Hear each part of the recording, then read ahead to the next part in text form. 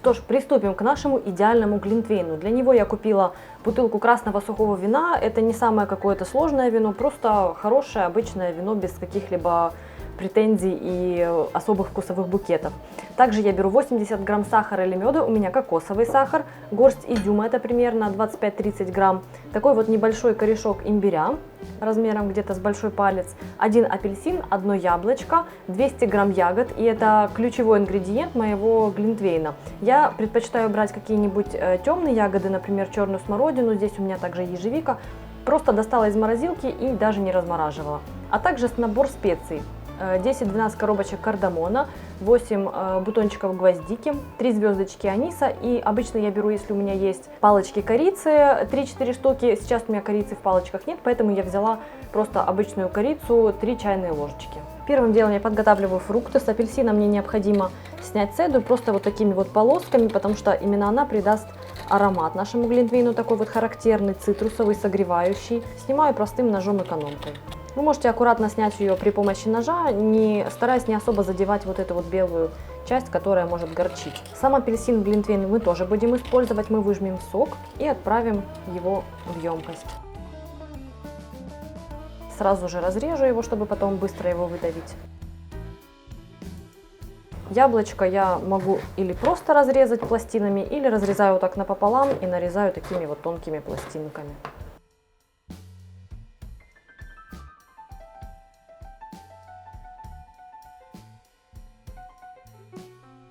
Имбирь тоже нарезаю пластинами прямо в кожуре. Очищать дополнительно его не нужно. Просто перед этим хорошенько помойте.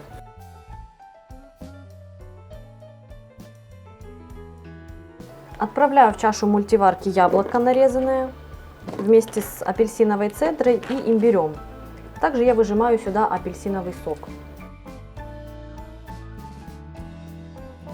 Саму вот эту вот кожицу, шкурочку я тоже отправляю в мультиварку.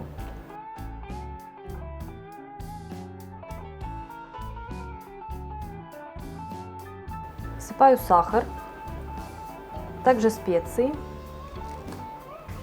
отправляю изюм. Теперь в чашу мультиварки идут ягоды, и самый основной компонент – это вино. Готовить глинтвейн в мультиварке лучше всего в режиме подогрева, либо в режиме, в котором вы можете сами устанавливать температуру. Температура должна быть 70-75 градусов. Обычно в мультиварках температура подогрева соответствует примерно как раз таки в планке в 70-75 градусов. Вино должно постоять со специями минимум 30-40 минут. Я обычно оставляю где-то на пару-тройку часов. Я выбираю режим личный повар. Это как раз тот режим, который позволяет мне выбрать температуру. Если вы хотите приготовить глинтвейн просто на плите, отправляйте все ингредиенты в кастрюлю и установите под кастрюлей самый маленький огонь. Медленно прогревайте напиток, и когда его температура достигнет приблизительно 70-75 градусов, визуально это можно определить по тому, как появляются небольшие пузыречки, и также начинает выделяться пар с поверхности глинтвейна. В этот момент нужно выключить огонь, накрыть напиток крышкой и оставить его минимум на 30 минут. Помните, что доводить до кипения глинтвейн нельзя. Если после того, как глинтвейн вы приготовили и напиток уже к этому времени немного остыл, то вы можете просто аккуратно прогреть его перед подачей.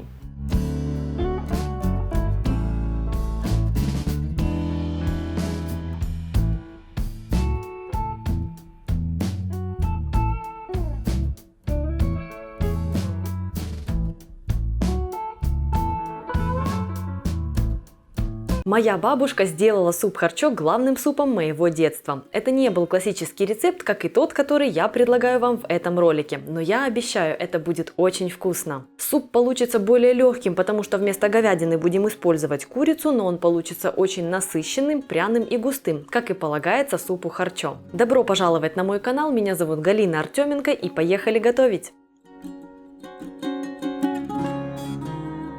Список ингредиентов сейчас доступен на экране, а также продублирован в описании под видео. Первым делом я замачиваю рис. Использую не шлифованный, но подойдет любой. Замочить его следует на пару часов, а можно и на ночь, если так вам будет удобнее. Теперь для того, чтобы придать бульону максимально насыщенный вкус, я отправляю кости в разогретую до максимума духовку. Нужно получить румяную корочку. Румяные остатки мясных соков, запекшиеся на дне, тоже нам понадобятся. Кости переложите в 3-литровую кастрюлю, а противень с мясными остатками залейте небольшим количеством воды, чтобы она их растворила. Влейте эту насыщенную воду к поджаренным костям и долейте еще воды, чтобы покрыть кости. Отправляйте кастрюлю на огонь, доведите бульон до кипения и варите его в течение 30 минут, после чего кости нужно будет извлечь. Этим временем очистите и мелко нарежьте луковицу. Обжаривайте ее на растительном масле, помешивая до румяности. Используйте небольшой огонь. Пока обжаривается лук, подготовьте заправку. Сливы очистите от косточек и грубо нарежьте. Если слив нет, используйте соус ткемали, пару-тройку столовых ложек. Грубо нарежьте помидоры. Если нет свежих, используйте консервированные в собственном соку.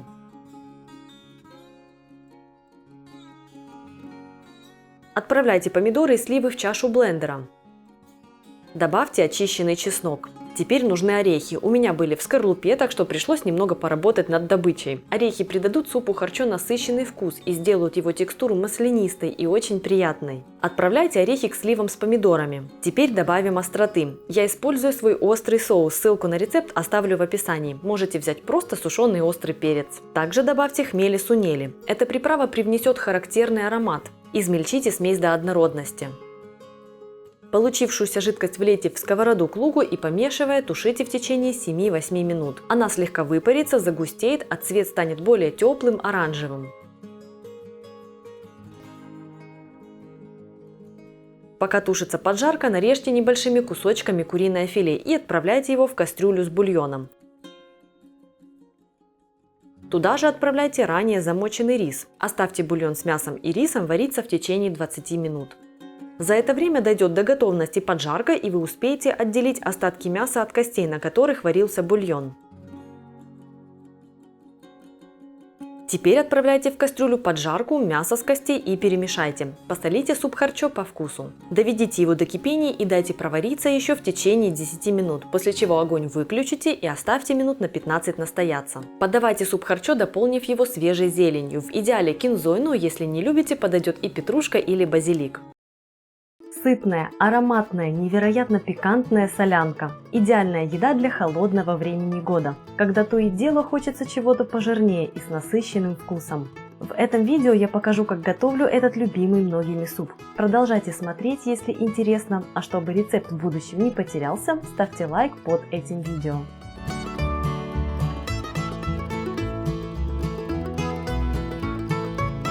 Возьмите одно куриное филе и 300 граммов копченых ребрышек для наваристого бульона. Для начинки 600 граммов любых колбас на ваш вкус. У меня ветчина, кабаноси и сосиски. Овощи: 4 картофелины, 50 граммов корня сельдерея, 1 луковицу, 1 небольшую морковь, либо половину крупной. Также потребуется 400 граммов помидоров в собственном соку, 100 граммов оливок без косточек плюс немного рассола, соль, перец, пара лавровых листов, а также 1 лимон и немного маслин для подачи. Первым делом займитесь бульоном. Отправляйте в кастрюлю ребрышки и куриное филе. Влейте 3 литра чистой воды и отправляйте кастрюлю на огонь. Когда бульон закипит, снимите шум, добавьте лавровый лист и варите в течение 40 минут. Пока варится бульон, займитесь нарезкой. Картофель нарежьте небольшими кубиками, корень сельдерея нарежьте соломкой. Эти два ингредиента будем отправлять в суп вместе, так что пока можно их отправить в одну тарелку. Луковицу нарежьте небольшими кубиками, а морковь тоже соломкой, примерно как и сельдерей.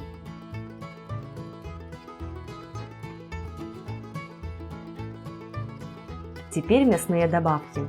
Ветчину я нарезаю на пластины в 2-3 мм толщиной и режу соломкой. Кабаноси и сосиски режу кружочками толщиной миллиметров 5. Если необходимо, очистите копчености перед нарезкой. Вы можете брать абсолютно любые комбинации мясных копченостей. Колбаса в идеале должна быть какой-то пряной, с ярким вкусом. Именно поэтому я советую кабаноси или чоризо.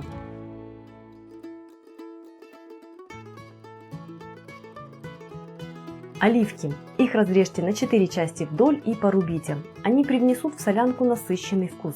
Многие готовят солянку с огурцами, но я больше люблю с оливками. Нарезанные оливки отправляйте обратно в рассол. К этому времени у меня уже готов бульон. Нужно достать из него куриное филе и ребрышки и дать им слегка остыть, выложив на какую-то плоскую тарелку. Теперь отправляйте в бульон картофель с сельдереем. На большую сковороду влейте немного растительного масла и отправляйте туда лук. Готовьте на небольшом огне, помешивая, пока лук не начнет румяниться. Добавьте к луку морковь. Перемешайте и готовьте под крышкой минуты 3-4, пока морковь не начнет становиться мягкой. Добавьте в сковороду ранее нарезанные копчености и перемешайте. Готовьте еще минуты 3. Далее отправляйте в сковороду оливки с рассолом и томаты в соку. Если у вас целые томаты, подавите их лопаткой. Перемешайте смесь, накройте сковороду крышкой и тушите в течение 10 минут на минимальном огне. За это время все вкусы объединятся между собой. Еще раз перемешайте и выключите огонь. Теперь займитесь уже подостывшими ребрышками и куриным филе. Удалите с внутренней стороны ребрышек пленку и снимите мясо с костей.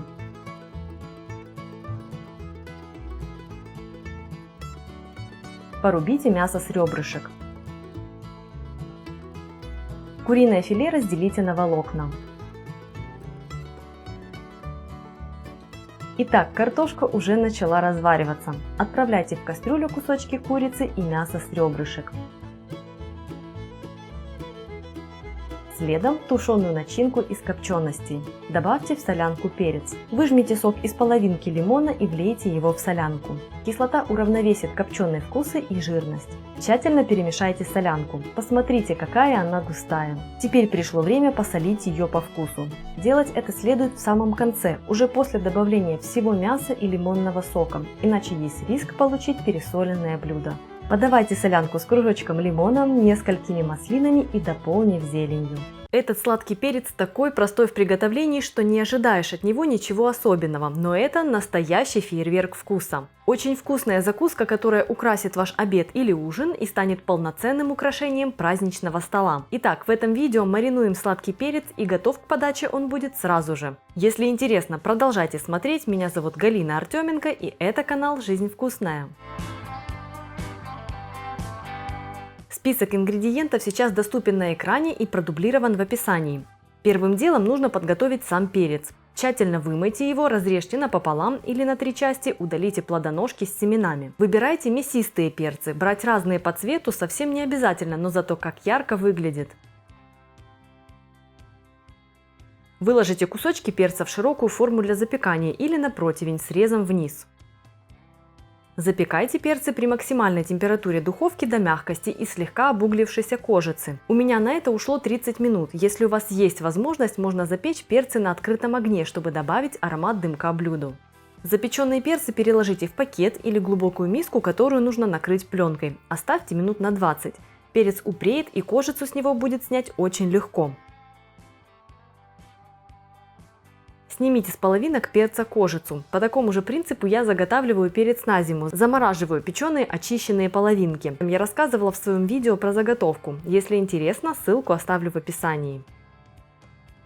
Теперь нарежьте перец полосками шириной в 1–1,5 см. Отправляйте ломтики в глубокую миску, в которой будет удобно перемешивать их с заправкой. Вы можете сразу смешать кусочки перца всех цветов и заправлять их вместе, но мне нравится заправлять их раздельно.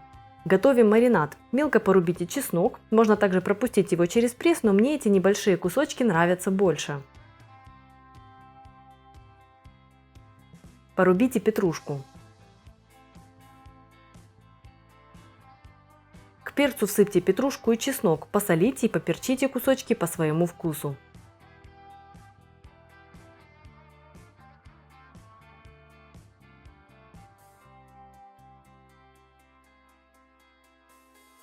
Приготовьте заправку. Смешайте горчицу с растительным маслом и уксусом или лимонным соком. У меня яблочный уксус и оливковое масло. Перемешайте заправку до образования эмульсии. Горчица тут как раз помогает эту эмульсию получить. Заправка получается нежной и кремовой. Полейте заправкой ломтики перца с петрушкой и зеленью и перемешайте.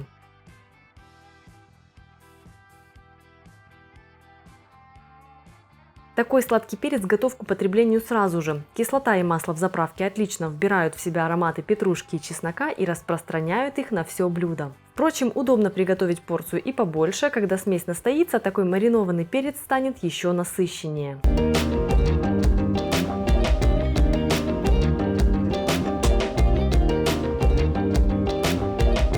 Я буду готовить кимчи из 2 килограммов пекинской капусты, поэтому все пропорции даны на этот вес. Потребуется 100 граммов простой каменной соли и чистая вода. Также возьмите 1 крупную морковь и пучок зеленого лука, 100 граммов рыбного соуса, 1 репчатую луковицу, 12-15 зубчиков чеснока и 2-3 корешка имбиря. Их я уже очистила. Брожение нам обеспечит 2 столовые ложки сахара и рис, 25 граммов в сыром виде. Также нужно 2 столовые ложки хлопьев перца чили и 2 столовые ложки пасты качудан.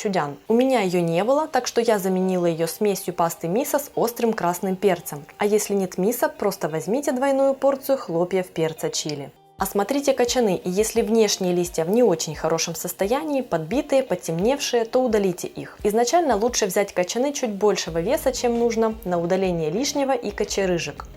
Хорошенько вымойте пекинскую капусту и выложите на несколько слоев бумажных полотенец, чтобы убрать воду. Также промокните бумажными полотенцами качаны с разных сторон.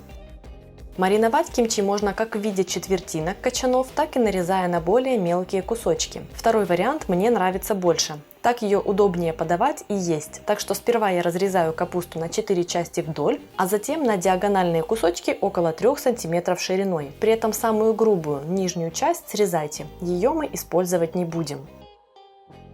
Вот такие по размеру кусочки у меня получаются.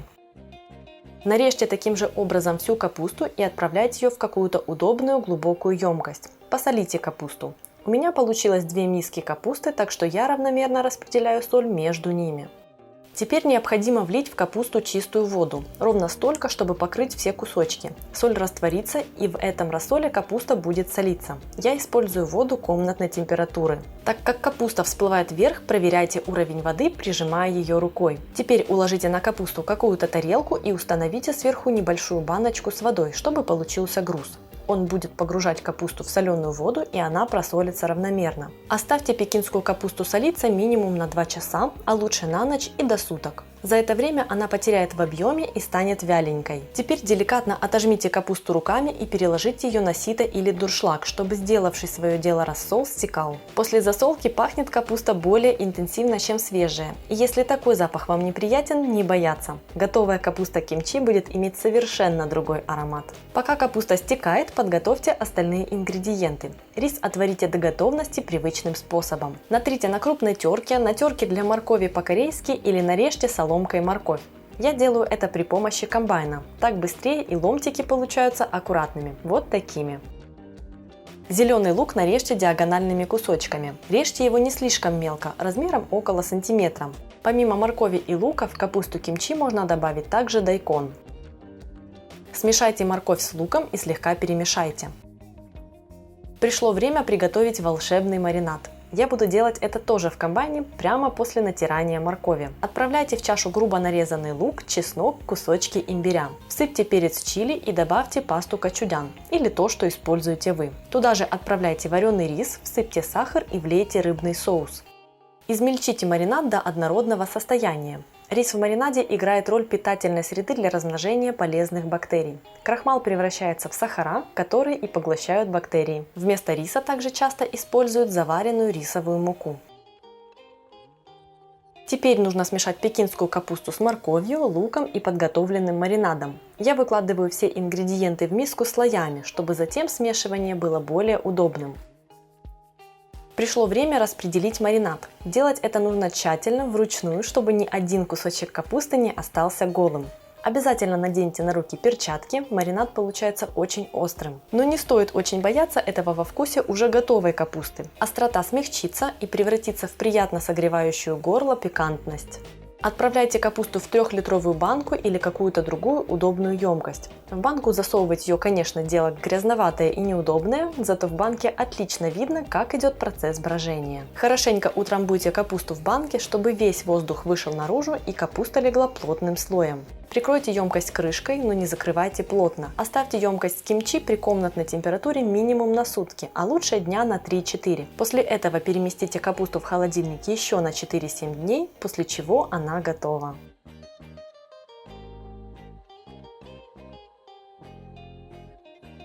Первым приготовлю салат из пекинской капусты и сардины. Отлично подойдет как сытный перекус, потому что помимо сардины я добавлю в него фасоль. Список ингредиентов сейчас доступен на экране, а также продублирован в описании под видео. Первым делом откидываю на сито кукурузу и фасоль. Фасоль можно отварить самостоятельно, а можно использовать готовую. Я дополнительно промываю фасоль, чтобы избавиться от крахмалистой жидкости. Пока кукуруза и фасоль стекают, занимаюсь остальными ингредиентами. Пекинскую капусту нарезаю довольно тонко, отправляю в глубокую миску. Сладкий перец режу соломкой. Укроп мелко рублю. Красный лук режу тонкими полукольцами. Перец, укроп и лук отправляю к капусте. Туда же отправляется кукуруза и фасоль. Теперь открываю банку сардин. Масло из банки сливаю, но сохраняю. Я буду использовать его как часть заправки, чтобы придать салату более насыщенный рыбный вкус. Саму сардину слегка разминаю вилкой. Вливаю к сардине 3 столовые ложки масла из банки и выжимаю лимонный сок.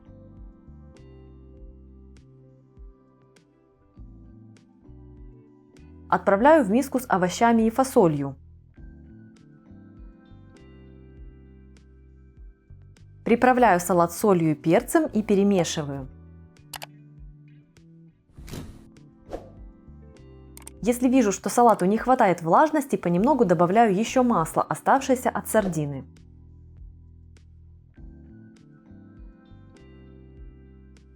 Второй на очереди овощной салат с нутом и яркой пикантной заправкой. Список ингредиентов на экране и в описании. Сперва откидываю на сито нут и промываю его, чтобы избавиться от крахмалистой жидкости. Как и в случае с предыдущим рецептом, можно отварить нут самостоятельно, но я использую готовый из банки.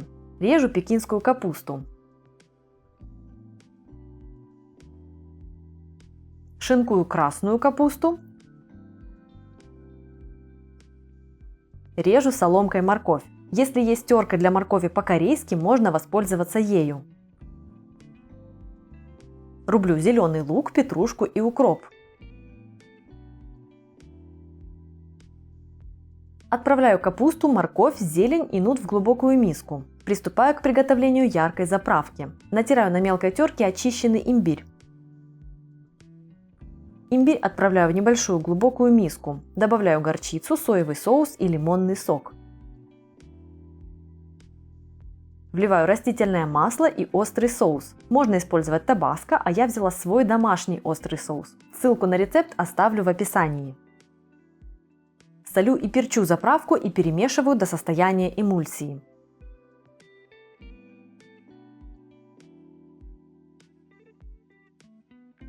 Выливаю заправку в салат и тщательно перемешиваю до равномерного распределения.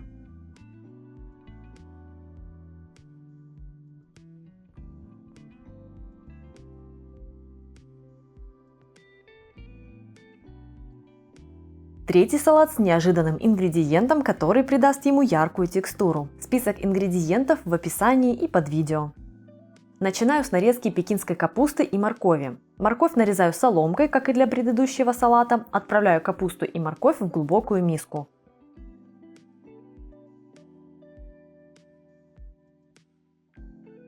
Режу соломкой копченое куриное филе.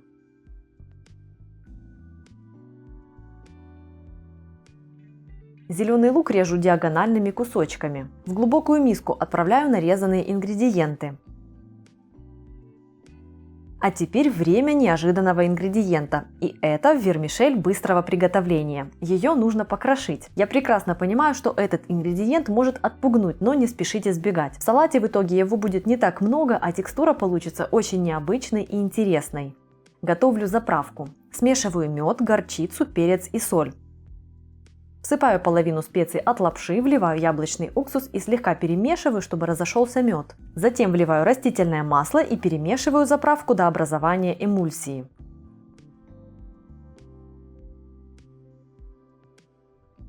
Вливаю заправку в салат и перемешиваю до равномерного распределения.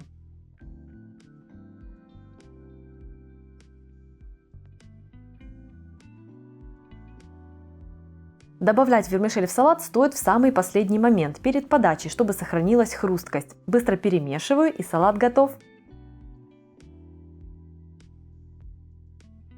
Такие печеные помидоры – это отличная закуска на сейчас и крутой универсальный способ сохранить сладкие и ароматные сезонные помидоры на зиму. Зимой вы сможете добавлять их в самые разные блюда. Дальше я об этом расскажу, так что если интересно, продолжайте смотреть. Список ингредиентов сейчас доступен на экране, а также продублирован в описании. Помидоры вымойте и сделайте на каждом крестообразный надрез. Уложите помидоры в емкость и залейте кипятком на 20-30 секунд. Достаньте помидоры из воды и снимите кожицу. Делается это очень легко. Напомню, что на моем канале есть отличный рецепт густого натурального кетчупа без крахмала. Максимальная концентрация вкусов. Ссылку на рецепт оставлю под видео.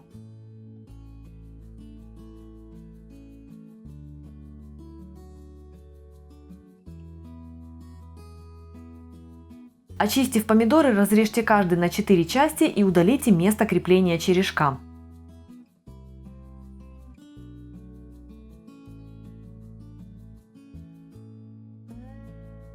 Теперь нужно избавиться от лишней влаги, нам нужна мякоть. К тому же, удалив влагу, мы сделаем процесс приготовления более быстрым. Я удаляю жидкость и семена при помощи чайной ложки. Если хотите, эту жидкость можно сохранить и как-нибудь использовать, добавить в заправку для борща или как-нибудь еще.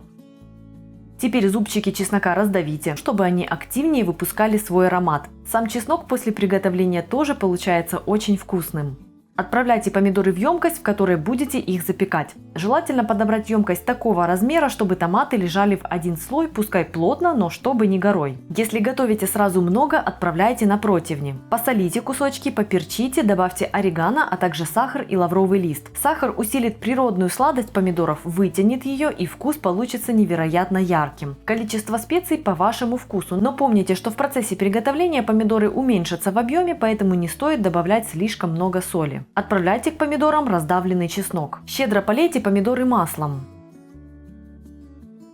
Деликатно перемешайте помидоры, чтобы распределить специи, чеснок и масло. Я делаю это руками, так наиболее удобно. Готовить помидоры можно двумя способами. Разогреть духовку до максимума, поставить томаты, выключить духовку и приоткрыть дверцу, оставив до полного остывания. Либо разогреть духовку до 100-120 градусов и томить в течение 3-4 часов. Если помидоров очень много, может потребоваться больше времени. Я готовила вторым способом, так как делала это днем. Чтобы сохранить такие помидоры на зиму, лучше всего использовать заморозку. В печеном виде они занимают меньше места, чем свежая нарезка или пюре. Впрочем, можно также закатать их в банки, но в этом случае нужно будет такую заготовку простерилизовать. Горячая, пряная, ароматная шакшука. Эту яичницу я готова есть на завтрак, на обед и на ужин. Вкуснее всего прямо со сковороды, обжигающей горячую от температуры и приятно острую благодаря специям. Список ингредиентов сейчас доступен на экране, а также я продублирую его в описании. С ингредиентами для этого блюда можно маневрировать. Например, вместо обычного лука в этот раз я взяла порей. Мне очень нравится его текстура. Острый перец используйте свежий или сушеный, чеснок точно так же. Первым делом подготовьте основные ингредиенты. Лук очистите, помойте и нарежьте кольцами. Иногда в порее бывает песок, в этом случае уже нарезанные кольца лучше промыть. Обычный лук просто нарежьте. Помидор разрежьте пополам, а затем нарежьте небольшими кусочками. Если не любите кожицу, удалите ее, предварительно обдав помидор кипятком. Я не заморачиваюсь, честно говоря. Так как я готовлю пока не в сезон, использую один свежий помидор и томаты в соку. Если они целые, разминаю слегка вилкой. Если обнаружите кожицу, снимите. Специи необходимо истолочь в ступке или побить скалкой в каком-то пакете. Так мы поможем им дать нам больше аромата. Не нужно измельчать их в однородный порошок, просто нарушите целостность зернышек.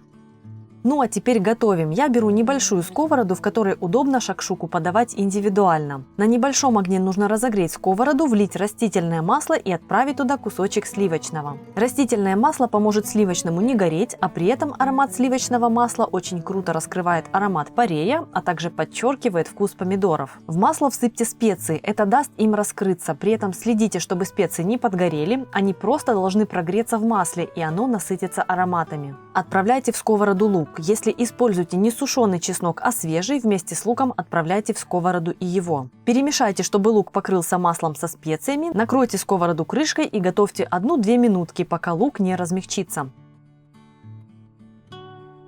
Когда лук станет мягким, отправляйте в сковороду помидоры. Перемешайте, накройте крышкой и готовьте еще минуту. Отправляйте в сковородку помидоры в соку. Перемешайте, приправьте солью и перцем. Оставьте соус тушиться на 2-3 минуты. Ингредиенты должны объединиться, соус станет более густым и обволакивающим. Теперь при помощи лопатки я делаю 2 углубления в томатном соусе и вбиваю в них по яйцу. Углубление опция не обязательная, но мне нравится, как аккуратно выглядят яйца в таком случае. У каждого свое местечко. Теперь, если вы любите глазунью, оставьте готовиться шакшуку без крышки. Если же не любите глазунью, накройте сковороду крышкой и готовьте, пока белок не окрепнет, но желток при этом должен остаться жидким. Это очень важно, я бы даже сказала, что это самое главное. Подавайте шакшуку сразу с огня, без промедления. Она должна быть горячей, так сказать, отовсюду, и по температуре, и по вкусу. Дополните блюдо рубленой зеленью и несколькими кусочками хлеба или питой. И наслаждайтесь.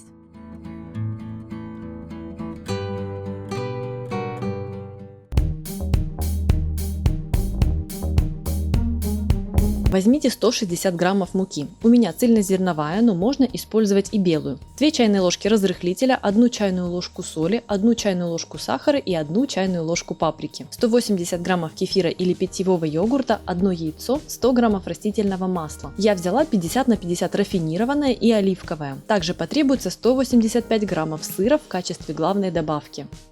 Сперва подготовьте сухие ингредиенты. В муку всыпьте разрыхлитель, соль, сахар и паприку. Перемешайте смесь, чтобы она стала однородной. Разрыхлитель так распределится и будет поднимать тесто равномерно. Если вы не любите паприку, вы можете заменить ее своей любимой специей или не использовать сильные специи вовсе, ограничившись солью и сахаром. Теперь подготовьте влажные ингредиенты. Смешайте растительное масло с кефиром и яйцом. Перемешайте. Очень удобно использовать для приготовления маффинов слегка подгулявший кефир или йогурт. Полезная утилизация, так сказать. Для влажной смеси достаточно ручного перемешивания при помощи венчика или даже вилки. Не нужно специально включать блендер, миксер, лишнюю технику в общем. Теперь подготовьте добавку. Все очень просто. Нужно только нарезать сыр кубиками размером около 1 см. В принципе, можно сыр и натереть, но в случае с кубиками вы получите большие заметные сырные очаги в готовых маффинах, когда как при натирании сыр объединится с тестом. Но если вы хотите добиться именно такого эффекта, смело используйте терку. Теперь дело за малым. К жидким ингредиентам всыпьте сухие и перемешайте тесто. Не стоит вымешивать тесто слишком долго. Достаточно перемешать его до той степени, когда нет сухих комков муки. Отправляйте в тесто сыр. Как видите, его будет много. Привет всем обожателям сыра. Перемешайте тесто, чтобы кубики распределились равномерно. Разложите тесто по форме для выпечки маффина. Если у вас нет бумажных капсул, лучше смазать предварительно форму небольшим количеством растительного масла, чтобы маффины наверняка выскочили из формочек. Или же используйте силиконовые формы. Отправляйте форму в духовку, разогретую до 220 градусов, и выпекайте маффины с сыром в течение 22-24 минут. Корректируйте время выпечки под свою духовку. Готовые маффины должны быть равномерно румяными с аппетитно растекшимся сыром, а само тесто должно быть хорошо пропеченным. Список ингредиентов доступен сейчас на экране и в описании к видео. Свежая, молодая, хрустящая капуста хороша не только в салатах. Попробуйте ее в пироге из этого видео и насладитесь тем, каким нежным он получается. Более того, мы приготовим не один, а целых 2 капустных пирога, используя один рецепт. Один пирог будет более текстурным, и он однозначно понравится всем, кто любит голубцы, потому что капуста в нем будет готовиться в виде целых толстых стейков. второй пирог будет более нежным и текстурно однородным за счет того, что овощи будут полностью залиты тестом. Зато этот пирог порадует более ярким ароматом. Он будет готовиться с полосками подкопченной грудинки, аромат которой обогатит весь пирог. Список ингредиентов сейчас доступен на экране, а также он продублирован под видео. Если будете готовить не 2, а 1 пирог, количество ингредиентов уменьшайте. Первым делом я смазываю сливочным маслом формы, чтобы потом с этим не возиться. К списку добавьте масло для смазывания форм и сбрызгивания капусты, а также ароматные специи по желанию. Начнем с грудинки или бекона. У меня 7 полосок. 3 полоски я сразу откладываю, они пойдут для верха одного из пирогов. Если на грудинке есть кожа, ее нужно срезать. Оставшиеся 4 полоски нужно нарезать тонкой соломкой, тоже срезав с них кожу.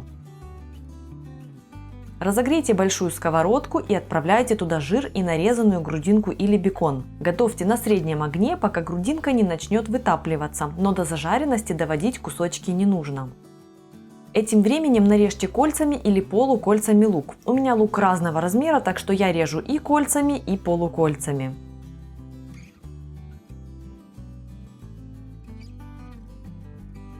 Отправляйте лук в сковороду и готовьте, время от времени помешивая, до мягкости лука.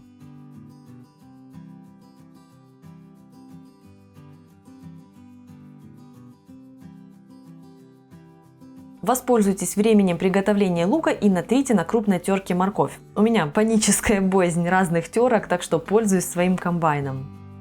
Отправляйте морковь в сковороду к луку.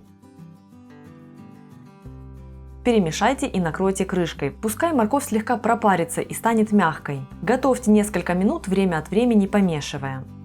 Приправьте овощи специями, солью, перцем, а я также подключила смесь к мясу, в которой есть куркума, кориандр, паприка. Выбирайте по своему вкусу или же ограничьтесь солью и перцем. Перемешайте овощи и выключите огонь. Переложите половину овощной смеси в какую-то широкую тарелку, чтобы эта часть быстрее остыла. Займитесь капустой. Разрежьте качан надвое и с центральной части отрежьте 2 стейка толщиной около 3 см. Получится очень эстетично.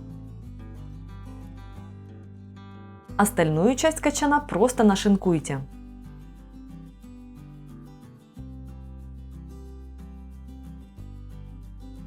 Нашинкованную часть отправляйте в сковороду с половиной овощной смеси и перемешайте. Тепло от сковородки и овощей слегка припарит капусту, а она в свою очередь слегка остудит смесь. Теперь очередь теста. В глубокую миску вбейте яйца. Добавьте сметану и перемешайте до однородности. Я использую сметану 15%.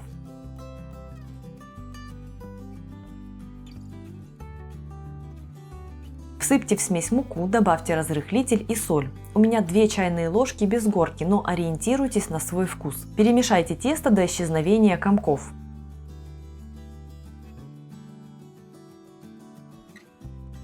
Разделите тесто надвое. Одну часть теста влейте в отложенную овощную смесь, ту, которая без капусты. Для удобства перемешивания я вливаю тесто к овощам в 2 приема и оставляю немного теста для верхней части пирога, примерно треть.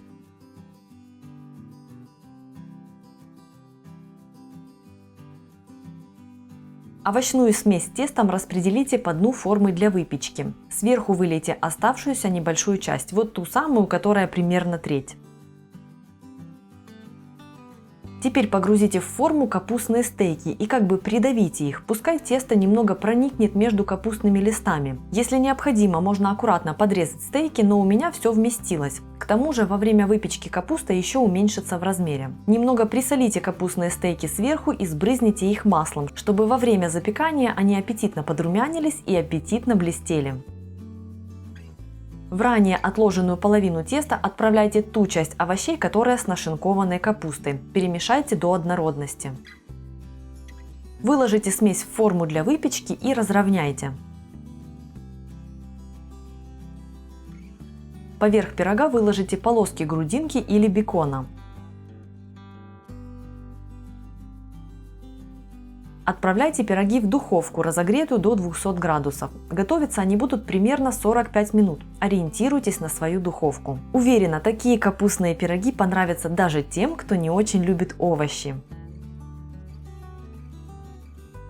Запеченные брусочками кабачки в духовке – это очень вкусно. Проверено, они нравятся даже тем, кто не любит кабачки, и все благодаря ароматной сырной панировке. Список ингредиентов сейчас доступен на экране, а также продублирован под видео. Используйте по своему вкусу любые виды кабачков или патиссоны. У меня были цукини, буду использовать их. Начинаю приготовление с подготовки панировки. Для нее натрите на мелкой терке твердый сыр. Подойдет пармезан, грана падано, чеддер, джугас или что-то подобное. Сыра потребуется совсем немного, но как раз он и сделает вкус панировки очень яркой. Отправляйте сыр в небольшую миску. К сыру добавьте муку, смесь итальянских трав, сушеный чеснок. Приправьте смесь солью и перцем. Перемешайте.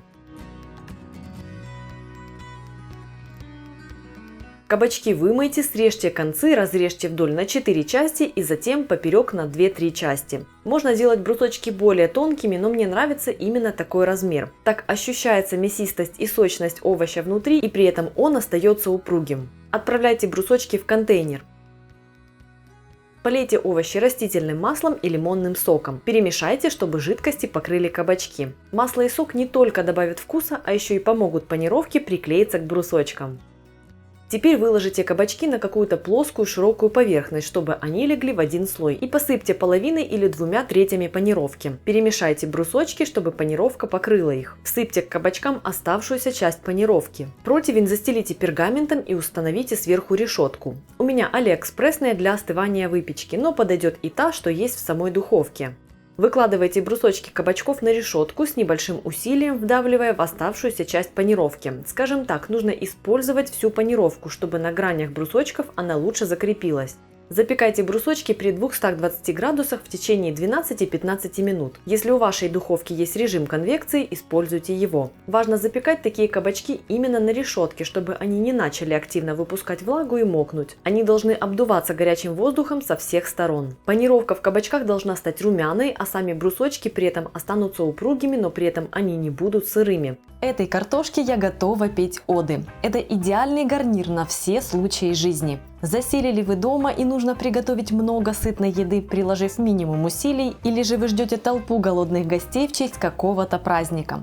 Для одного противня я обычно беру 1,5 килограмма картошки. Мне нравится вот такая небольшая, которую я разрезаю напополам. Но вы можете взять и крупные клубни и нарезать их дольками. Соль и перец по вкусу, а также 3 столовые ложки растительного масла. Для зеленого масла 200 граммов растительного масла, 2-3 столовые ложки лимонного сока, 4 зубчика чеснока, 2 стебля зеленого лука, по 4-5 веточек петрушки и укропа.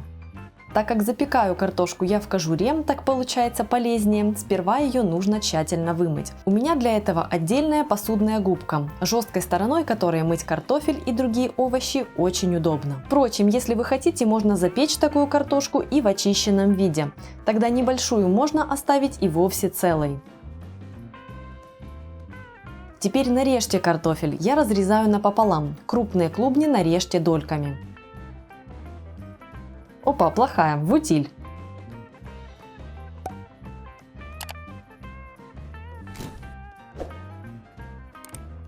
Отправляйте нарезанный картофель сразу на противень. Не будем загрязнять лишнюю посуду. Итак, щедро приправьте картошку солью и перцем по своему вкусу. Влейте растительное масло и перемешайте картофель, чтобы масло равномерно покрыло каждый кусочек. Картошка возьмет столько масла, сколько нужно, а лишнее будет оставаться на противне. При этом именно благодаря маслу, которое поднимет температуру приготовления в сравнении с запеканием без ничего, картошечка получится такой румяной и приготовится быстрее. Распределите картошку по противню в один слой с небольшими промежутками, чтобы горячий воздух свободно прогуливался между кусочками и делал магию. Пеките картошку в духовке при 200 градусах. Мне нравится использовать режим конвекции. Длительность запекания зависит от размера кусочков. Готовьте до мягкости внутри и румяной корочки снаружи. В процессе приготовления картошку я не перемешиваю, чтобы не нарушать корочку. Масло крупно порубите чеснок и зелень. При этом мы будем использовать как листочки, так и стебли. Они полны аромата. Кроме того, для такого масла подойдет вялая зелень. Прекрасный способ утилизировать ее с пользой. Зелень и чеснок отправляйте в чашу блендера. Можно использовать погружной блендер. Выжмите к зелени лимонный сок. Он сохранит яркий цвет масла. Вы можете запросто хранить неиспользованное масло в холодильнике в течение недели, и оно не потеряет цвет. Влейте растительное масло к зелени и приступайте к измельчению.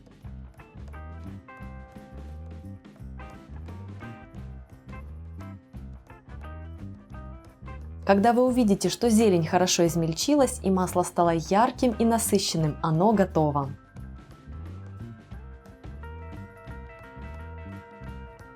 Такое масло я не процеживаю через сито, в отличие от масла из ролика с салатными заправками. Мне нравится вся эта мякоть. Если вы хотите, можете процедить его. Картошка запеклась, моя приготовилась за 40 минут. Подавайте картошку сразу с противня и пускай каждый сам поливает ее зеленым маслом.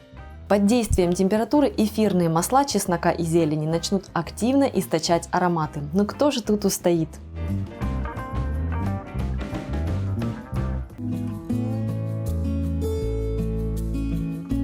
Начнем с легкой хрустящей закуски – чипсов из баклажанов. Возьмите один крепкий баклажан, вымойте его и нарежьте кружочками толщиной в 1–1,5 мм. Теперь нужно присолить кружочки баклажанов и оставить их минут на 10-15, чтобы соль вытянула горечь. Я выкладываю кружочки на бумажное полотенце и укладываю их в несколько слоев, присаливая каждый слой. Через 10-15 минут соль вытянет наружу влагу, которую нужно хорошенько промокнуть. Уделите внимание каждому кружочку. Теперь выложите кружочки баклажана на противень, застеленный пергаментом. Один баклажан у меня занял 2 противня, и готовить чипсы я буду одновременно в режиме конвекции.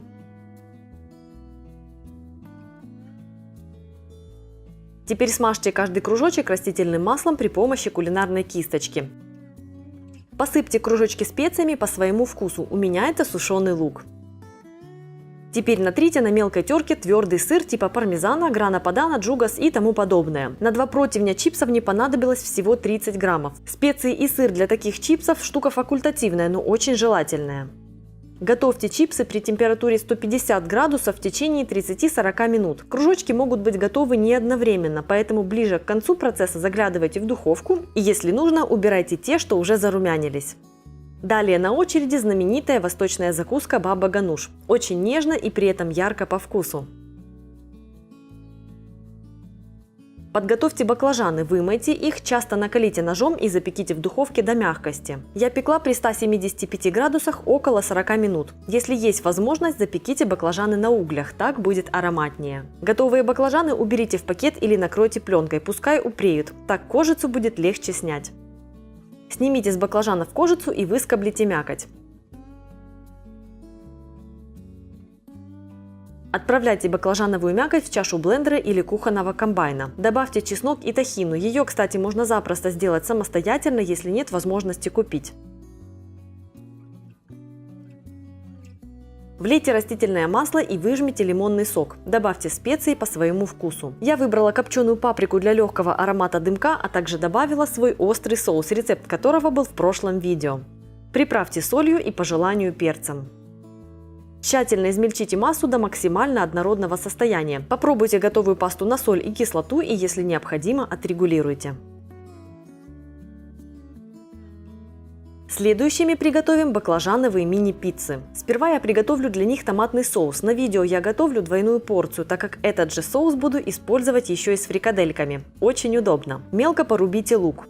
Истолките в ступке чеснок или пропустите его через пресс. Добавьте анчоусы и разотрите. Анчоусы усилят вкус соуса, сделают его насыщенным, но вы можете их не добавлять, если не любите. Помидоры вымойте и разрежьте надвое поперек. Натрите их на мелкой терке так, чтобы кожица осталась у вас в руке. Напоминаю, что готовлю двойную порцию соуса. Этот соус отлично подойдет для пасты или пиццы, или же вы просто можете взять любимый кетчуп, измельчить печеные томаты в пюре. И кетчуп, и печеные томаты есть на моем канале, ссылки я оставлю в описании. В сковороду влейте растительное масло и отправляйте туда лук. Готовьте на небольшом огне до мягкости, после чего добавьте растертый с анчоусами чеснок и перемешайте.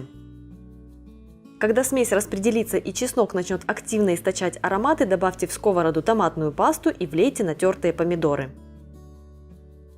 Добавьте орегано, перец, а вот солью лучше приправить соус в конце, когда он уже уварится. Тушите соус на медленном огне минут 20, пока он не загустеет. Удобно делать это в широкой сковороде. Соус можно использовать уже в таком вот виде, но я предпочитаю дополнительно измельчить его в блендере. Соус готов, теперь займемся остальными ингредиентами. Баклажан вымойте и нарежьте кружочками толщиной в 1–1,5 см. Щедро посолите кружочки и оставьте минут на 15, чтобы соль вытянула горечь. Этим временем нарежьте колбаски, натрите сыр. Теперь промокните каждый кружочек баклажана, уложите их на противень, застеленный пергаментом. Смажьте кружочки маслом и запекайте при температуре 250 градусов в течение 15 минут. Распределите по каждому кружочку немного томатного соуса, затем посыпьте их сыром и выложите по несколько кусочков кабаноси, сколько получится.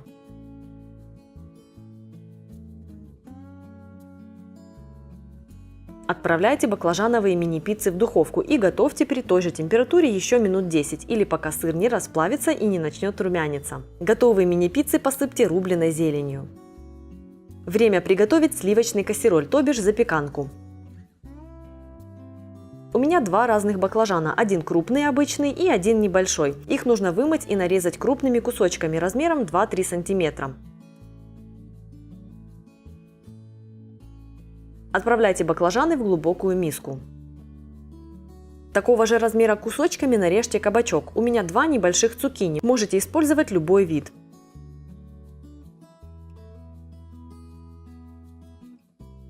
Смешайте кабачки с баклажанами.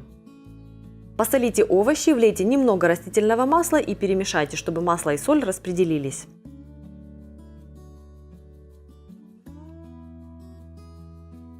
Теперь эту смесь нужно запечь. Так как я готовила несколько блюд одновременно, запекать эти овощи буду на половине противня.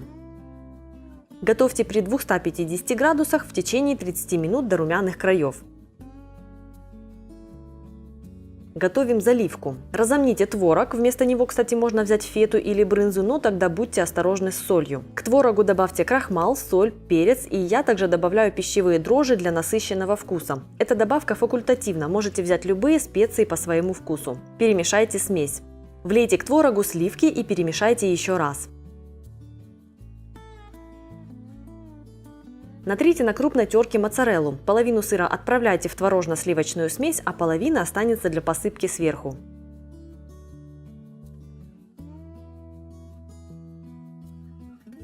Запеченные овощи выложите в огнеупорные формы для выпечки, в которых будет удобно блюдо и подать. В идеале готовить такой кассероль в порционных формочках, если у вас такие есть. Распределите овощи и залейте их сливочной заливкой. Сверху присыпьте натертой моцареллой, и я дополнительно посыпала запеканку орегано.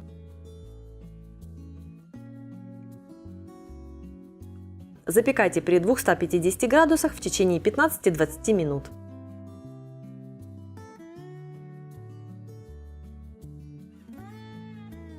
Приступаем к фрикаделькам. Отличное сытное блюдо. Их можно подать просто с соусом или дополнить ими кашу, картошку или пасту. Баклажаны вымойте. У меня один крупный и два небольших. Или же берите просто два обычных баклажана. Их нужно нарезать кусочками по 2–3 см.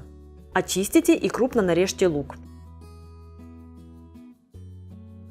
Отправляйте баклажаны и лук в глубокую миску, посолейте, влейте немного растительного масла и перемешайте, чтобы масло и соль распределились. Выложите овощи на противень и запекайте при 250 градусах в течение 30 минут до мягкости и румяности. Отправляйте овощи в чашу комбайна или блендера. Добавьте чеснок, яйцо, всыпьте панировочные сухари и натертый твердый сыр. Измельчите фарш до однородности. По консистенции он получится вот таким. Сформуйте фрикадельки удобным способом и выложите их на противень, застеленный пергаментом. Я сперва формую фрикадельки маленькой ложкой для мороженого, а затем обкатываю их влажными руками, чтобы придать более гладкий вид.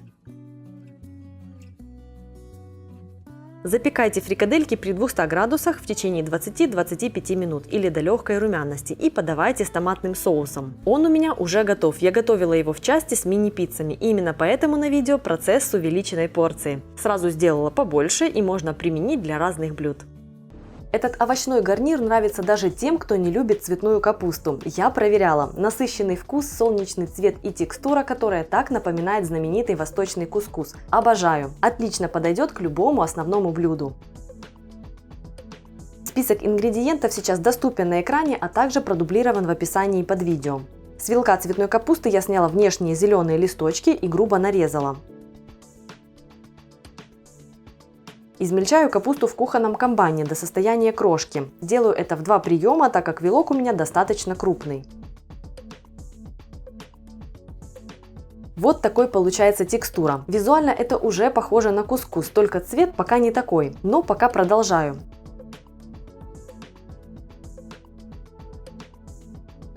Режу небольшими кубиками луковицу.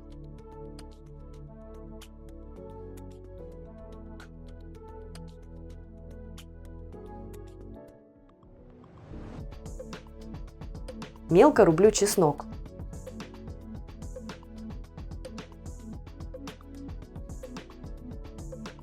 Разогреваю сковородку и отправляю топленое масло. Всыпаю лук, чеснок и готовлю на среднем огне, помешивая до прозрачности лука. Всыпаю кориандр и куркуму, перемешиваю и готовлю еще минутку. За это время специи прогреваются и начинают выпускать ароматы. Отправляю в сковородку измельченную капусту. Вилок у меня был достаточно крупный, поэтому сковорода заполнена, что называется, под завязку. В процессе приготовления капуста усядется, так что ничего страшного, просто нужно аккуратнее перемешивать смесь. Итак, перемешиваю, чтобы распределить лук с чесноком и со специями по капусте. И вот уже блюдо по-настоящему становится похожим на кускус.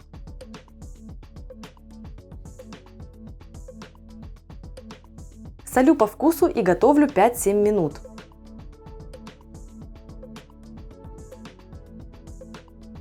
Выключаю огонь, нарезаю небольшой пучок зеленого лука. Отправляю его в сковородку с капустой и перемешиваю. Посмотрите, кстати, как уселась цветная капуста. Гарнир готов. Будет просто волшебно с домашними сосисками или пряной запеченной скумбрией с моего канала. Ссылки оставлю в прикрепленном комментарии.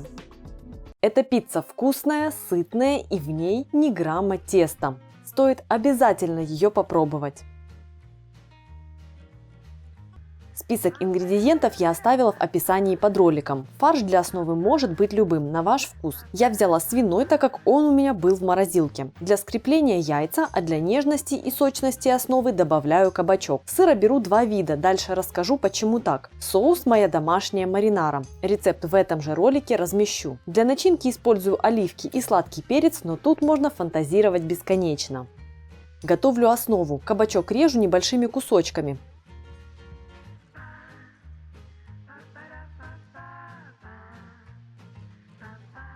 Отправляю кусочки кабачка в удобную для измельчения емкость. У меня это банка. Туда вбиваю яйца, добавляю соль и измельчаю массу блендером до однородности. Фарш для основы получится довольно влажным, но благодаря этому в готовой пицце основа будет очень нежной. Она не будет слишком плотной, сухой, как это могло быть просто с фаршем. Все будет в балансе. Теперь нужно смешать мясной фарш и смесь из кабачков с яйцами.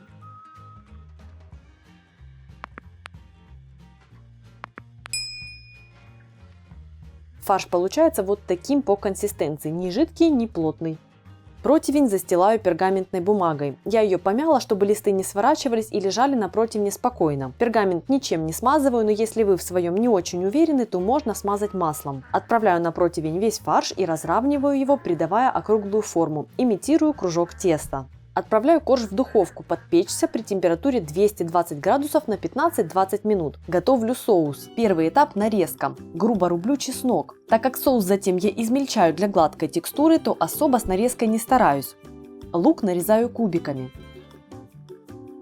Анчоусы грубо рублю. Интересная штука, во время приготовления анчоусы распадаются, как бы растворяясь в блюде. Вы увидите. Разогреваю на не очень большом огне сковороду и вливаю масло. Отправляю в масло анчоусы. Готовлю до минуты. Сейчас видно, что анчоусы начинают распадаться очень быстро.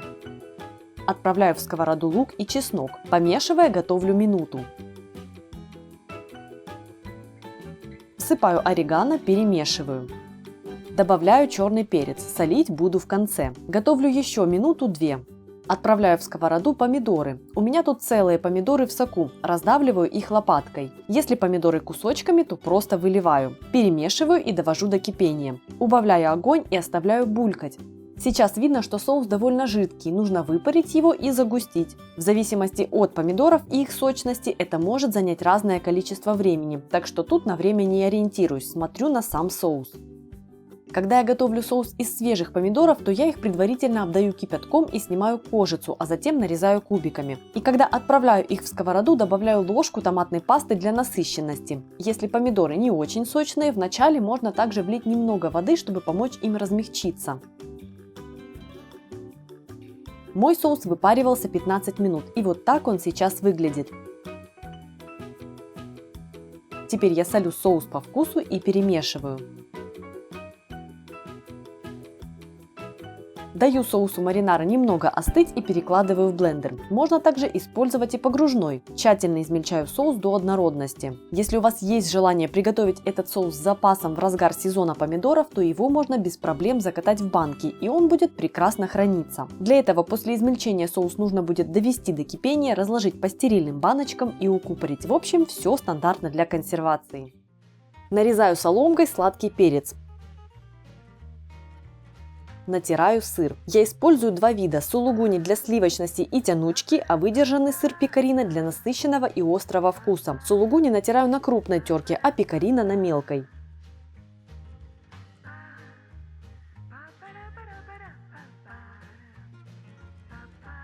Корж дошел до нужной кондиции. Выделившиеся соки в углу испарились и пергамент подгорел, но сам корж чувствует себя прекрасно. Смазываю его томатным соусом, далее выкладываю сладкий перец. Распределяю ровным слоем сулугуни.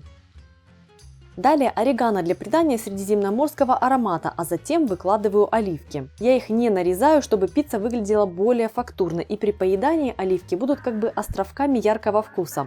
Завершаю все слоем выдержанного сыра. Отправляю пиццу под гриль на 4-5 минут, температура 220 градусов. Если гриля нет, в стандартном режиме верх-низ максимально близко к верху. Как только сыр расплавится и начнет приятно румяниться, пицца готова.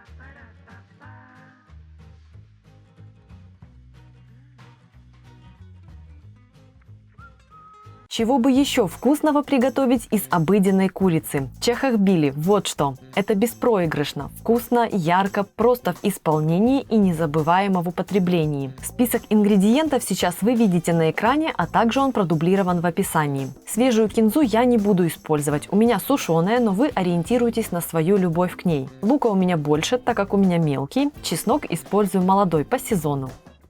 Сперва удобно провести все подготовительные работы, чтобы не метаться от нарезки к обжарке. Начинаю с разделки курицы. Думаю, тут объяснять ничего не нужно, курица регулярно появляется на наших столах, поэтому проблем с разделкой быть не должно. Я делю на 8 кусков, каждое филе на 2 части, кожу и кость не удаляю, ножки тоже делю на 2 куска по суставу, плюс крылышки с обрезанной крайней фалангой. Обрезки отправляю в морозильную камеру на бульон.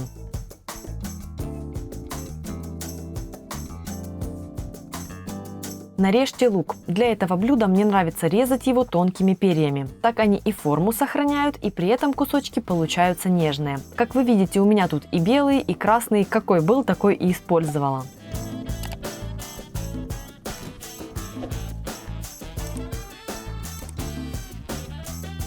Теперь очищенный чеснок отправляю в ступку и всыпаю к нему соль. Нужно растереть смесь до пастообразного состояния. Соль поможет сделать это быстрее. Если нет ступки, используйте блендер или же просто пропустите через пресс и разотрите с солью. Помидоры в соку нужно размять. Не стоит добиваться максимальной гладкости, пускай масса будет неоднородной. Если у вас помидоры в соку в кожице, предварительно ее снимите. Если используете свежие помидоры, их нужно надрезать, обдать кипятком и очистить от кожуры, а затем порубить. Теперь перебираемся к плите. Сперва обжарьте кусочки курицы. У меня сковорода большая, но я все равно жарю в 2 приема, чтобы курица обжаривалась, а не тушилась. Если в целях экономии времени вы выложите все куски сразу, температура сковороды резко упадет и мясо начнет выпускать сок и тушиться. Нам же нужна румяная корочка, а поэтому жарим частями и на сильном огне. Я также готовлю курицу под крышкой. Уж слишком сильно раздражаюсь, когда начинает разбрызгиваться жир в процессе, особенно когда попадает на камеру. Курицу нужно обжарить до румяной корочки с двух сторон. При этом из сохраненной на кусках кожи будет вытапливаться жир, в котором и будет обжариваться птица. Обжаренную курицу переложите в огнеупорную форму. У меня в одну все куски не влезли, использую 2. Огонь под сковородой убавьте до небольшого и отправляйте в нее нарезанный лук. Он будет готовиться в жиру из-под курицы и при этом соберет на себе все те румяные остатки со сковороды. Готовьте лук, помешивая время от времени до мягкости. Когда начнут появляться румяные края, всыпьте специи и перемешайте. Дайте им прогреться, ароматы станут сильнее. Отправляйте в сковороду растертый чеснок, перемешайте. Влейте в сковороду вино и готовьте в течение пары минут. Вино слегка выпарится. Отправляйте в сковороду томаты, перемешайте и готовьте минут 5-7 на маленьком огне. Пускай соус тихонько побулькает. Попробуйте соус на соль и, если необходимо, добавьте ее. Соус должен быть немного пересоленным, ведь курицу мы не солили вовсе. Распределите томатный соус поверх кусочков курицы.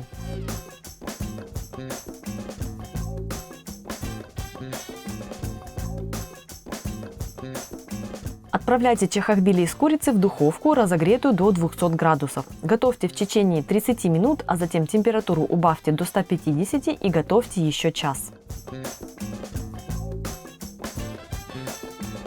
При подаче посыпьте блюдо свежей зеленью. У меня это зеленый лук, но если вы любите кинзу, смело используйте ее.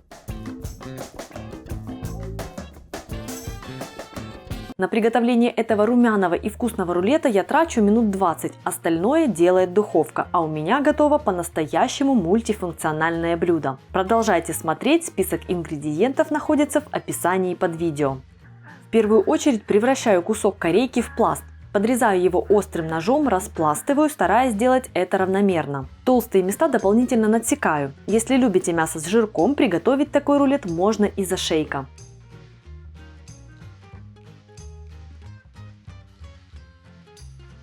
Теперь, чтобы сделать этот пласт однородным и эластичным, хорошенько отбиваю его, накрыв пласт пищевой пленкой. Кстати, на моем канале есть очень вкусный и нежный рулет из куриного филе. Ссылку я оставлю в описании к ролику.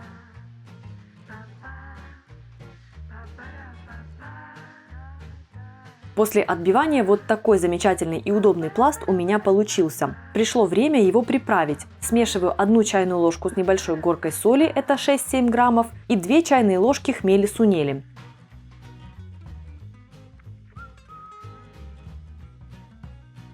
Посыпаю мясо этой смесью и хорошенько натираю его.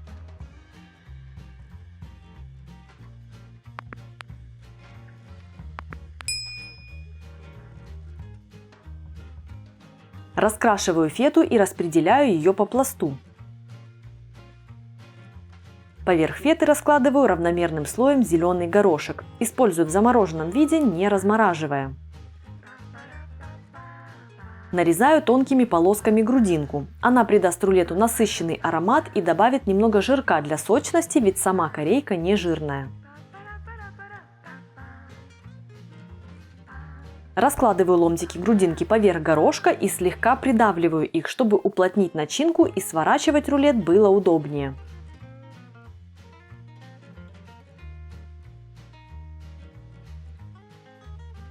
Сворачиваю мясо в тугой рулет. Если будут выпадать какие-то горошинки, не страшно. Но по видео хорошо видно, что все очень легко и просто.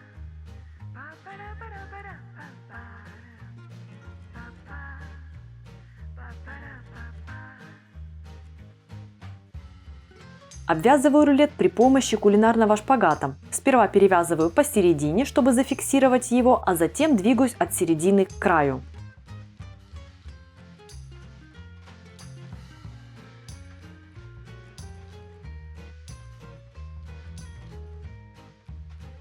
Фиксирую нитью рулет и снизу, затем проделываю тоже со второй половиной. Мне нравится делать именно так, потому что рулет получается однородный, не перекашивается. Иногда у меня такое было, когда я начинала обвязку с края. Или слетала петля, или еще что-то, словом, было неудобно, а так песня.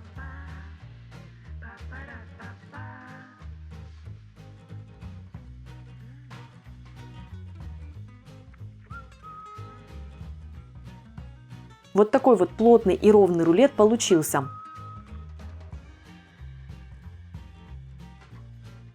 Теперь я перекладываю его в форму для запекания. Будет выделяться сок, так что это стоит учитывать при выборе формы. Для контроля температуры я использую термометр, но это не обязательно. Готовить рулет такого размера стоит при 180 градусах в течение 80-90 минут. Если кулинарный термометр у вас есть, готовьте рулет до температуры внутри мяса 65 градусов. Готовый рулет достаю из духовки и оставляю отдохнуть на 10 минут. За это время его температура дойдет до 70-72. Это именно та температура, которая считается гигиенически безопасной, и мясо при этом остается нежным и не пересушенным. После отдыха аккуратно снимаю обвязку и нарезаю рулет на порции. Порции, как для горячего, делаю достаточно широкими, а если хочется приготовить его как закуску, нарезать можно и тоньше, в уже остывшем виде. Кекс из кабачков – прекрасный способ взглянуть на кабачки по-новому, если вы еще никогда не готовили с ним сладкую выпечку. Штука в том, что вкус кабачков нейтральный, а поэтому кабачкового вкуса у кекса не будет. Зато благодаря сочности этого овоща кекс получится невероятно влажным. Таким, будто в нем очень много масла. При этом масла в рецепте будет совсем немного. Список ингредиентов сейчас доступен на экране, а также продублирован в описании под видео.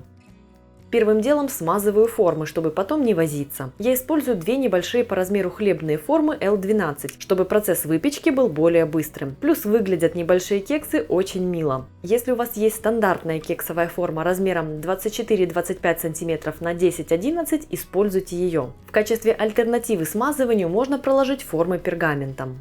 Сухие ингредиенты. К муке добавьте крахмал, сахар, разрыхлитель, соду, соль и мак. Используем комбинацию соды и разрыхлителя, так как в тесте будет лимонный сок. Так получится баланс. Перемешайте смесь, чтобы все ингредиенты равномерно распределились между собой. Теперь натрите на мелкой терке цедру лимона.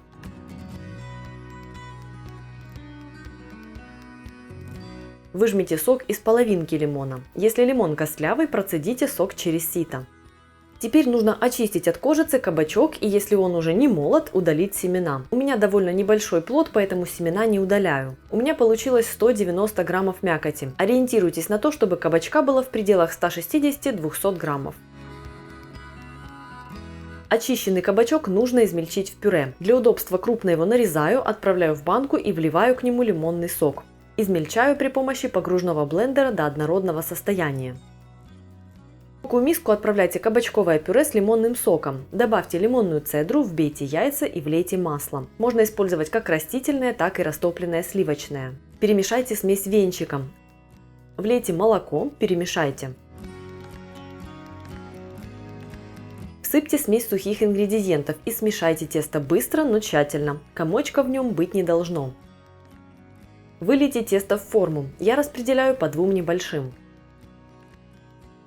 Так как кекс влажный, выпекать его нужно при умеренной температуре. Два небольших кекса готовьте при 175 градусах в течение 45 минут. Один большой при 160 в течение 60-70 минут. Готовность проверьте деревянной шпажкой. Посмотрите, какими красивыми получаются эти кексы. Доставать из форм их следует аккуратно, так как они очень нежные. Текстура этих кексов очень приятная, они влажные, но при этом упругие и не клеклые. Если любите влажные кексы, рекомендую также мой классический лимонный. Ссылку на него оставлю в описании, а для любителей более сухих кексов оставлю ссылку на рецепт кекса с изюмом. Вы точно уже слышали про этот рецепт, но готовили ли вы по нему когда-нибудь? Легендарный сливовый пирог по рецепту из газеты New York Times. Отличная сезонная выпечка к чаю, простая в приготовлении и очень вкусная. Нежное тесто и яркий фруктовый вкус. Привет, друзья, меня зовут Галина Артеменко, и дальше готовим знаменитый пирог.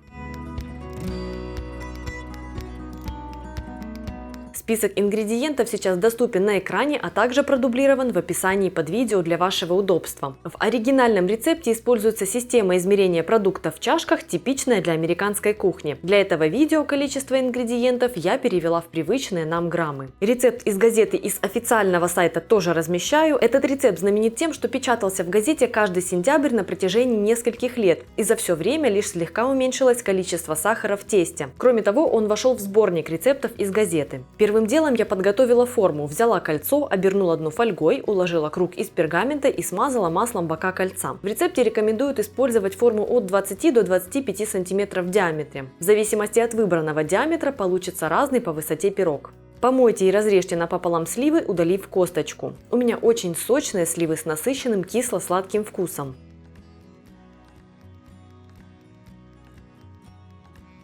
Теперь тесто. Это очень простое кексовое тесто, которое готовится на основе масла. К размягченному сливочному маслу всыпьте сахар и взбейте до кремового состояния. От себя рекомендую использовать сахарную пудру, но это не критично. Теперь просейте к маслу с сахаром муку, смешав ее с разрыхлителем и щепоткой соли. Взбейте яйца. Перемешайте тесто быстрыми движениями, чтобы не было комков. Я сперва смешиваю ложкой до исчезновения сухих фракций, а затем быстро разгоняю комки миксером. Распределите тесто по форме. В рецепте из газеты сливы указаны в количестве 24 половинок, и это количество поместилось у меня в диаметр 24 см. Если вы хотите получить пирог выше, используйте диаметр 20 см, и половинок на такой пирог уйдет меньше. Выложите сливы на тесто кожицей вверх. Часто можно встретить рецепты этого пирога, где сливы укладывают срезом вверх, но в газете указано укладывание срезом вниз. Не буду отступать от рекомендаций. Кстати, на моем сайте есть рецепт моего любимого перевернутого пирога со сливами. В нем разрез слив после выпечки становится настоящим украшением пирога. Ссылку я оставлю в описании.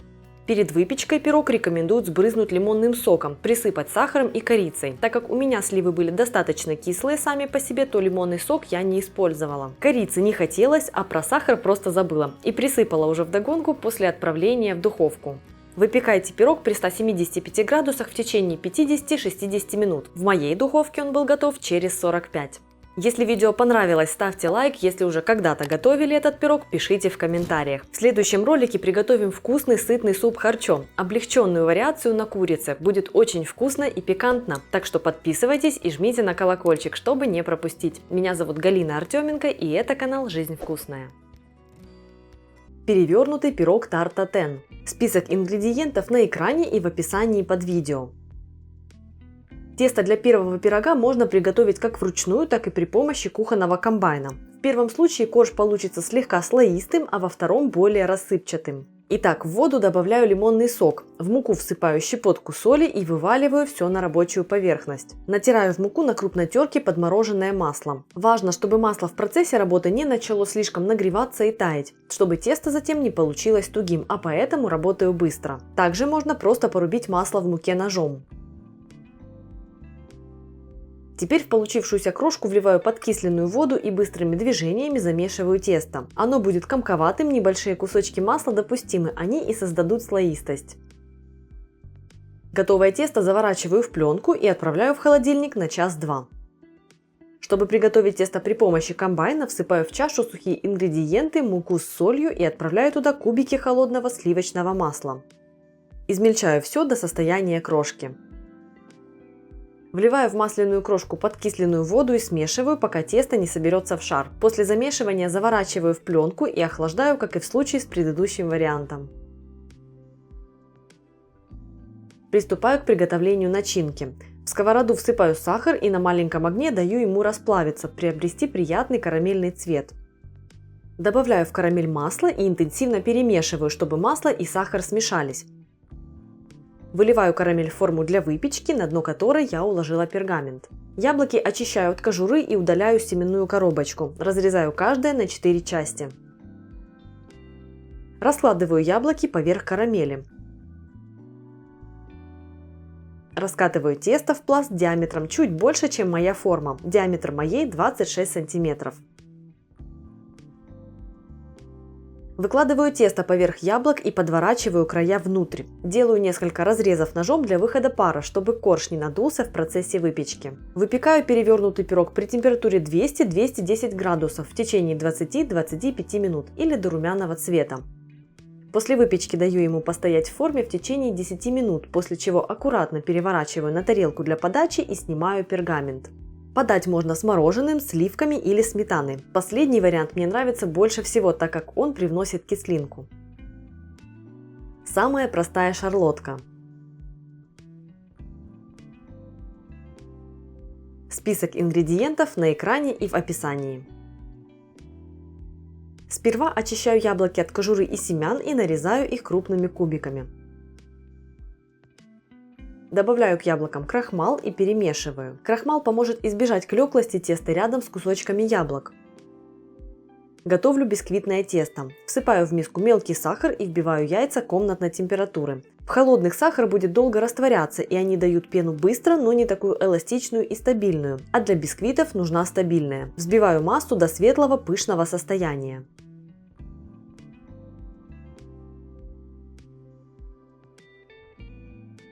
Добавляю в муку разрыхлитель, щепотку соли и перемешиваю. Просеиваю сухие ингредиенты ко взбитым яйцам и деликатно вмешиваю их силиконовой лопаткой. Форму диаметром 20 см я смазала маслом и уложила на дно лист пергамента. Отправляю в форму половину бисквитного теста. Распределяю сверху половину яблок. Затем распределяю поверх яблок вторую половину теста. Сверху раскладываю оставшиеся яблоки и орехи. Выпекаю при температуре 175 градусов в течение 30-35 минут. Готовую шарлотку поливаю медом, который так чудесно подчеркнет вкус яблок и орехов.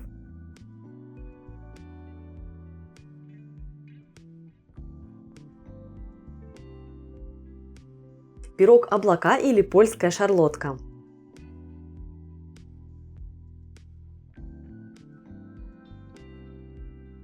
Список ингредиентов на экране и в описании. В чашу комбайна отправляю муку, разрыхлитель и щепотку соли. Туда же кусочки холодного сливочного масла.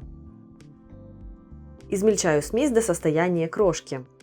Добавляю желтки. Они сделают тесто невероятно нежным. Смешиваю, пока тесто не соберется в шар. Отделяю треть теста и заворачиваю обе части в пищевую пленку. Треть пойдет на отделку верхушки, и я ее отправляю в морозильную камеру. Основную часть отправляю в холодильник на час-два. Для приготовления начинки удаляю сердцевину яблок и срезаю кожуру. Мелко рублю. Использую кисло-сладкие яблоки сорта Семеренко. Кусочки отправляю в большую миску, добавляю 100 граммов сахара, выжимаю сок лимона и всыпаю корицу. Перемешиваю. Устанавливаю кольцо диаметром 20 см. Можно использовать обычную разъемную форму. Теперь отправляю в кольцо большую часть теста, которая была в холодильнике, и формирую из нее корж с бортиками высотой 4-5 см. Теперь готовлю меренгу. Начинаю взбивать белки комнатной температуры. Когда белки образуют пену, понемногу начинаю всыпать сахар. Продолжаю взбивать меренгу, пока она не станет плотной, пышной, блестящей, а весь сахар не растворится.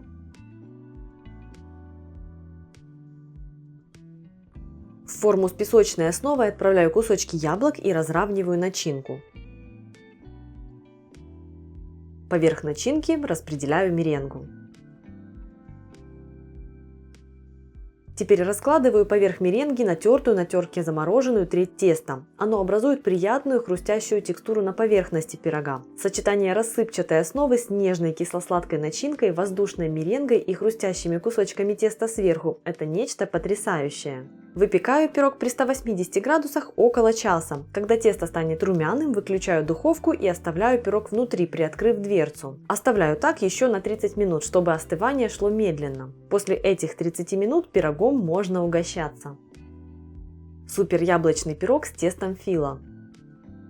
Список ингредиентов на экране и в описании. Яблоки очищаю от семенной коробочки и срезаю кожицу, а затем нарезаю кубиками. Поливаю яблоки соком половинки лимона, всыпаю к яблокам сахар, корицу и щепотку соли. Перемешиваю.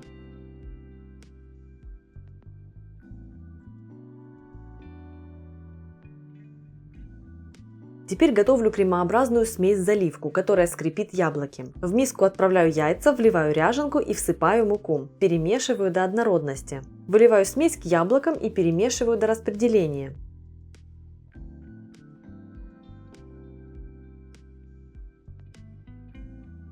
Тесто фило. Мне нужно будет 4 слоя теста для пирога, поэтому количество листов в упаковке делю на 4. У меня вышло 3 слоя по 4 листа и 1 слой с 2. В качестве альтернативы можно использовать тонкий лаваш. Смазываю растопленным сливочным маслом 2 листа теста фило и укладываю на них крест-накрест еще 2 листа. Смазываю маслом. Это будет первый слой.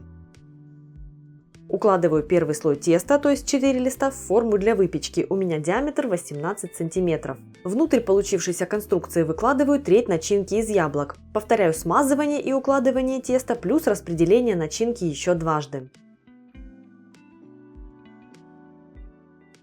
Теперь смазываю маслом последние листы теста фило и укладываю их поверх третьего слоя начинки. Подгибаю края теста к центру, бережно прижимаю его, чтобы зафиксировать верх. Смазываю верх растопленным маслом и выпекаю при 175 градусах в течение 60-80 минут. Мне нравится печь этот пирог все время в кольце, так верхушка получается хрустящей, а бока нежными. Если хотите получить хрустящее тесто со всех сторон, пеките пирог первые 40 минут в кольце, а на оставшееся время кольцо снимите и допекайте пирог уже так. Диетический яблочный пирог без сахара. Список ингредиентов на экране и в описании. В чашу комбайна отправляю кокосовую муку, разрыхлитель, творог и растительное масло. Смешиваю до однородности. Вливаю молоко, столько пока тесто не начнет комковаться. Распределяю тесто по форме диаметром 18 см, формируя небольшие бортики.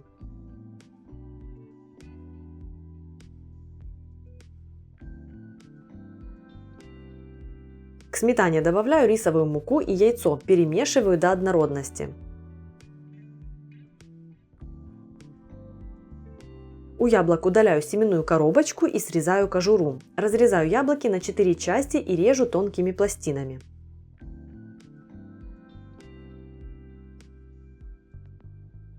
На корж выкладываю пластинки яблок, а сверху отправляю сметанную заливку.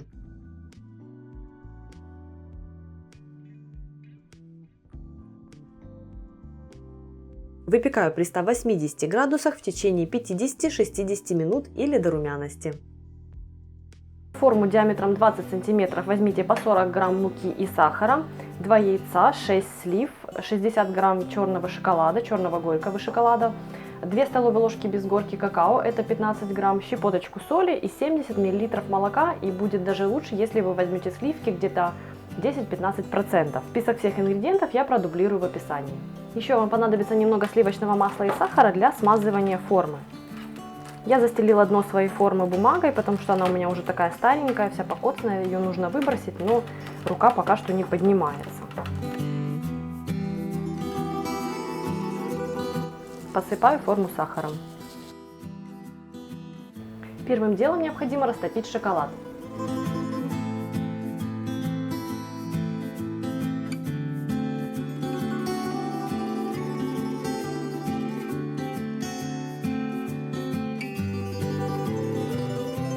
Яйца необходимо смешать с сахаром.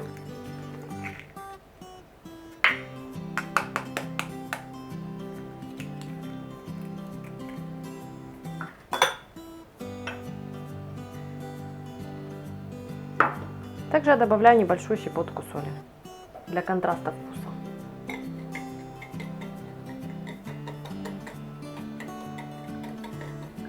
Сильно взбивать не нужно, нужно просто сделать такую смесь, как для приготовления омлета.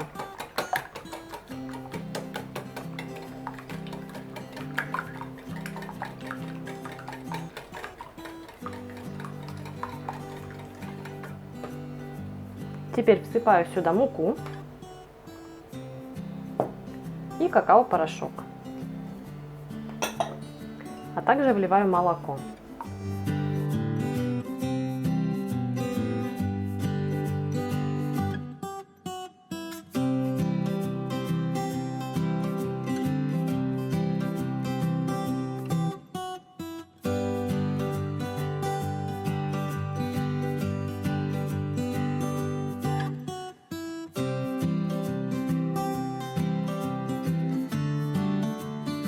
В самом конце подмешайте в тесто уже подостывший шоколад.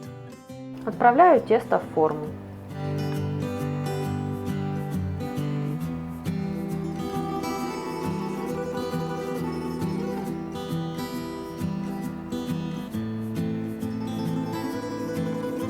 Сливы разрежьте напополам и удалите косточки. Мои сливы очень спелые, поэтому я стараюсь доставать косточки аккуратно, чтобы не испортить форму половинок.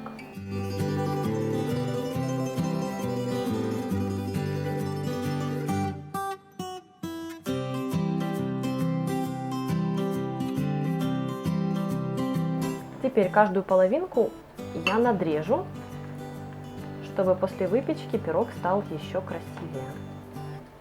Надрезаю таким вот образом, не дорезая до конца. Через каждые 3-4 мм делаю горизонтальные надрезы.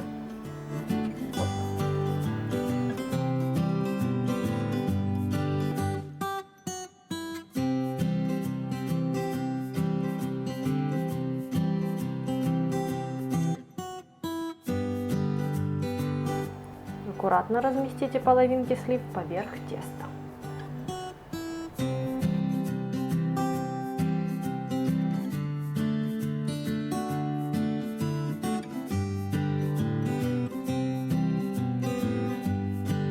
Все половинки у меня не влезли, поэтому 3 останутся для меня.